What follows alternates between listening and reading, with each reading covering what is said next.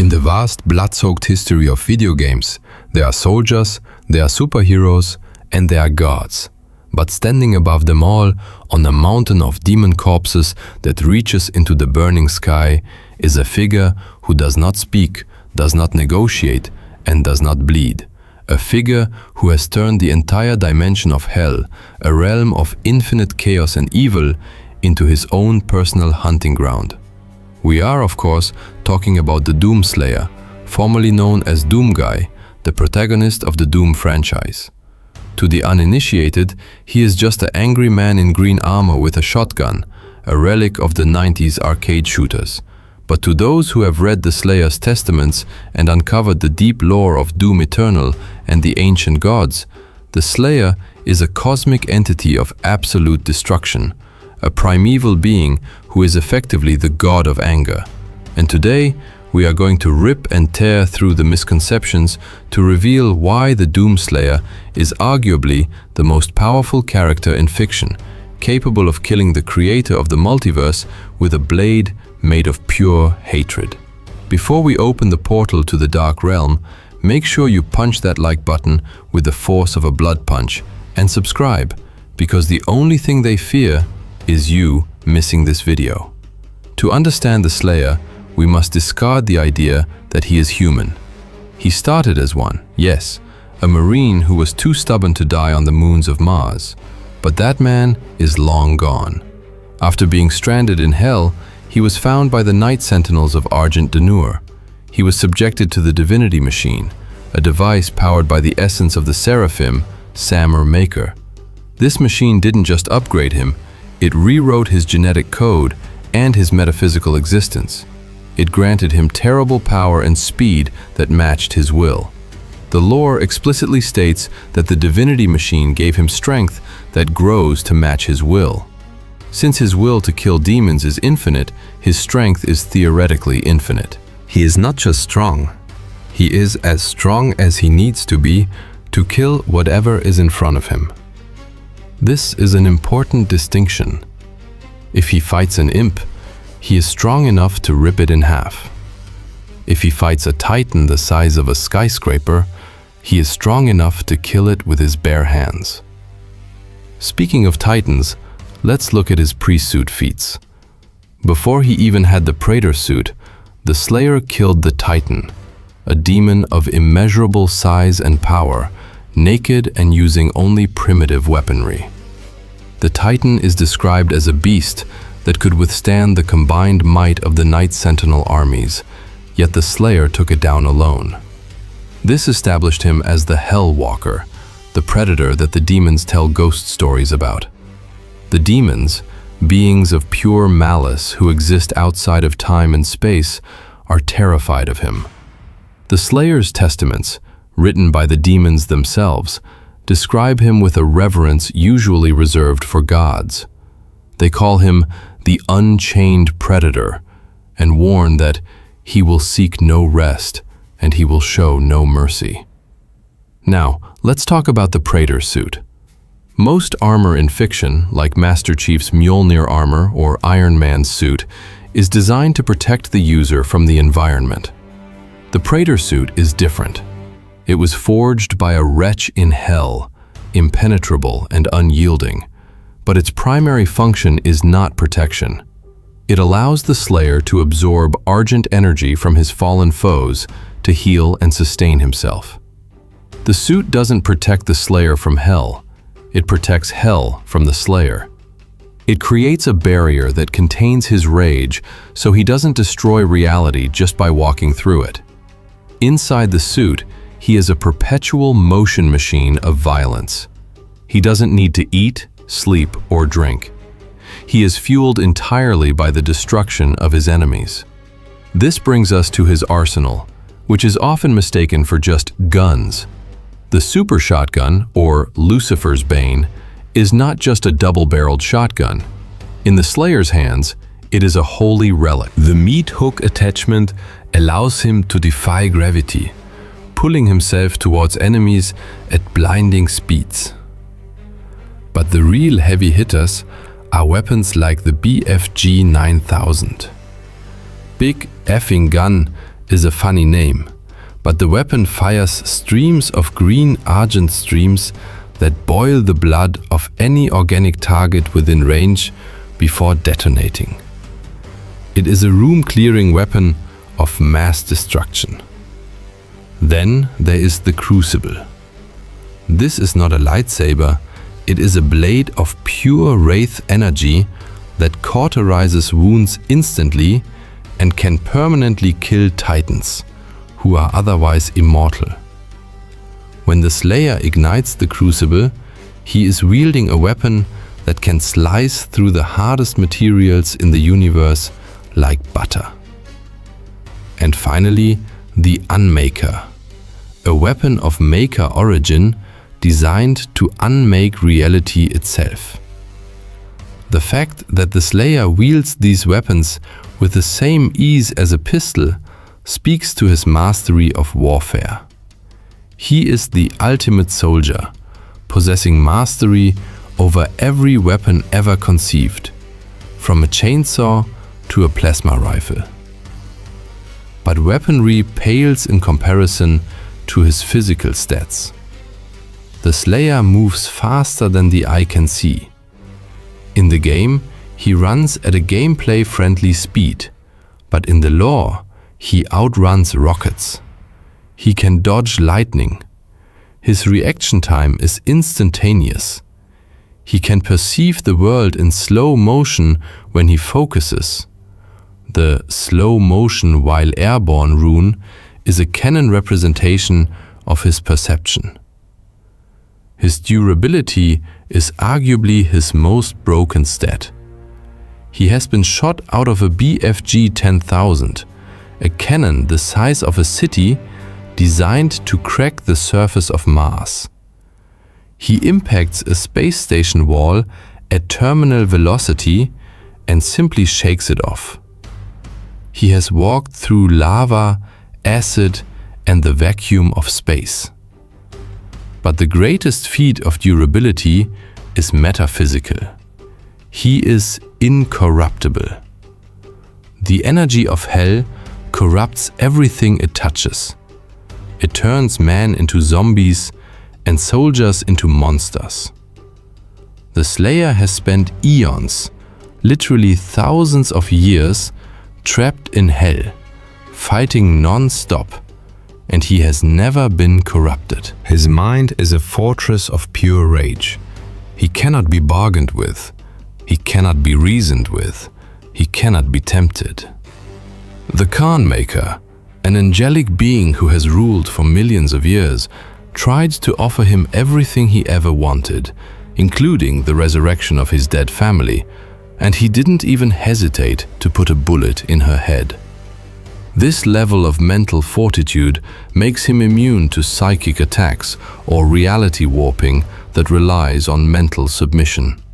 Now, let's scale him against the bosses he has killed, because this is where the multiversal arguments come from. First, the Icon of Sin. In Doom Eternal, the Icon of Sin is stated to be a reality warping entity. The longer the Icon of Sin is on Earth, the stronger it will become. It was growing to a point where its mere presence would collapse the universe into a black hole of gravity and hellfire. The Slayer killed it. He dismantled a being that was actively rewriting the laws of physics. Then there is the Khan Maker. She is essentially a god, the leader of the Urdak dimension. She is immortal and invulnerable to conventional weapons. The Slayer broke her orb and killed her. But the peak, the absolute summit of power scaling, is the Dark Lord Davoth. In the Ancient Gods DLC, it is revealed that Davoth is not just the ruler of hell, he is the creator. He created the Father, the Makers, and the entire multiverse. He is the prime being from whom all things emerged. He is God with a capital G. And he looks exactly like the Slayer. Why? Because the Slayer is the physical manifestation of Davoth's power, stripped of the corruption. When the Slayer fights Davoth, he is fighting the creator of all existence. Davoth is wearing a mech suit that makes the Hulkbuster look like a toy, and he wields the power of the void. The battle takes place in the sanctuary of Imora, at the edge of reality, and the Slayer wins. He doesn't just win, he kills the Creator. By killing Davoth, the Slayer destroys all demons outside of Hell, effectively wiping the slate clean. This feat places the Doomslayer above almost any other character in fiction. He didn't just kill a god, he killed the creator of gods.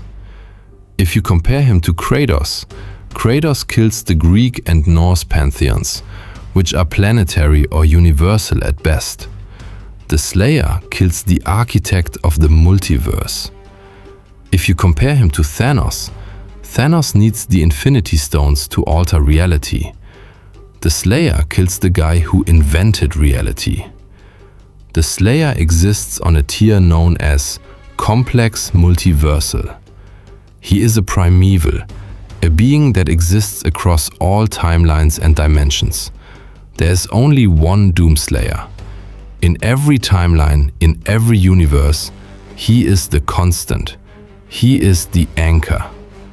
This is why the demons fear him so much. They know that no matter where they hide, no matter what dimension they flee to, he is coming. The concept of rip and tear until it is done is not a catchphrase, it is a cosmic law.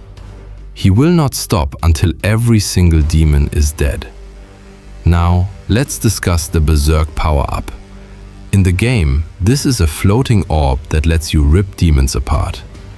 In the lore, this is the Slayer getting angry enough to drop his weapons. Think about that. His guns are holding him back.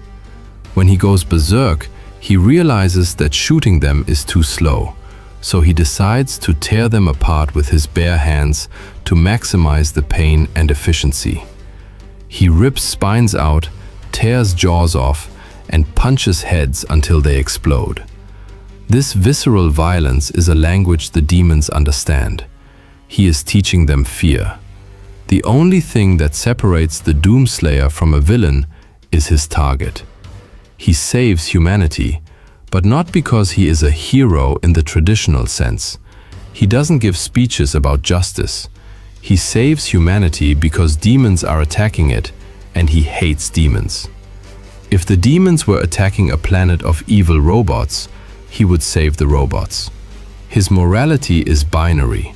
Demon equals dead.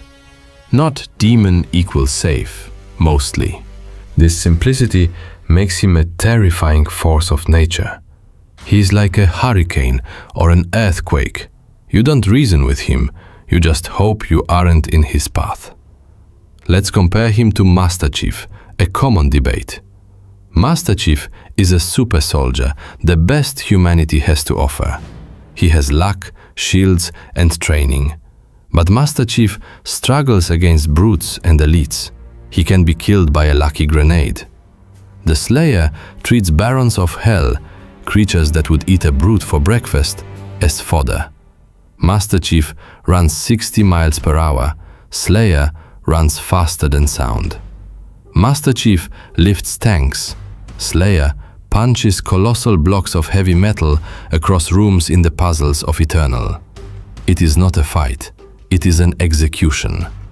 A more apt comparison is Azura from Azura's Wrath, or Dante from Devil May Cry. These are characters who operate on rule of cool logic, where physics don't apply. But even Dante, with all his demon powers, has a playful side. The Slayer has no playfulness. He is pure, concentrated efficiency. He is the embodiment of the strong, silent type. He doesn't speak because he has nothing to say to a dead thing. His silence is his loudest weapon. It projects an aura of absolute confidence. When he walks into a room, the music changes, the environment changes. In Doom 2016, there is a moment where he destroys the Argent filters. Samuel Hayden, a generic, sophisticated robot, tries to explain the nuance of the energy crisis. We need this energy to solve the crisis on Earth. The Slayer doesn't argue. He doesn't debate the socio-economic impact of Argent energy, he just kicks the filter and breaks it, because he knows the truth. You cannot build a paradise on a foundation of hell. He is the ultimate pragmatist. He cuts the Gordian knot with a chainsaw. This uncompromising nature is why fans love him. In a world of complex grey morality, the Slayer provides a black and white solution. Evil exists, and it must be destroyed. Now, what about his weakness? Does he have one? Technically, no physical weakness exists. His only limitation is that he can be sealed away. At the beginning of Doom, he is found in a sarcophagus. The demons couldn't kill him, so they dropped a temple on him and sealed him in a stasis field using magic runes. That is the only way to stop him, to pause him. You cannot delete him. And even then, he wakes up angry. When he is released, he doesn't suffer from muscle atrophy or confusion. He wakes up, smashes a zombie's head against the coffin, and puts on his helmet. The nap just made him angrier. This connects to the Doom Guy is Link theory or Doom Guy is Jesus memes, but in a way, he is a messianic figure. He is the Doom Slayer, the one who brings doom to the doomers. He is the antivirus to the infection of hell. Let's talk about the symbolism of the mark of the Slayer. The symbol burned onto his sarcophagus warns demons that he is here. It is a symbol of terror. Imagine being a demon, a creature of nightmare, and having your own boogeyman. That is the Slayer. He turns the horror genre on its head. Usually, you are trapped in a room with monsters. In Doom, the monsters are trapped in a room with you. This psychological inversion is his greatest power. It grants the player and the character a sense of dominance that no other franchise captures. He is the ultimate power fantasy because he earns it through suffering. He lost his pet rabbit Daisy. He lost his family. He lost his world. His rage is born of tragedy, making him a tragic figure. But unlike Batman, who channels tragedy into justice, Slayer channels it into vengeance. Eternal, undying vengeance. So, how powerful is the Doom Slayer really? He is a being who killed the creator of the universe. He is a being who is faster than rockets, stronger than titans, and more durable than a collapsing star. He is a living weapon who breathes argent energy and exhales destruction. He is the only thing standing between the multiverse and total consummation by hell. He's not a man, he's a force of nature. He is the great filter. And if he were to ever cross over into the MCU or the DC universe, Thanos would hide under his bed and Darkseid would ask for a truce. Because you can fight a hero, you can fight a god, but you cannot fight the Doom Slayer. He is inevitable in a way that Thanos only wished he was. He is the end of days for the wicked. So, the next time you pick up that controller and hear the heavy metal riff start to play, remember, you are not playing a game about surviving hell. You are playing a simulator of what it feels like to be the apocalypse. If you are a true Slayer and believe in the path of perpetual torment for the demons, rip and tear that comment section. Who is the only character that could survive 5 minutes with the Slayer? Spawn? Ghost Rider? Let me know. And don't forget to subscribe because the crusade is eternal and we are just getting started. Rip and tear until it is done.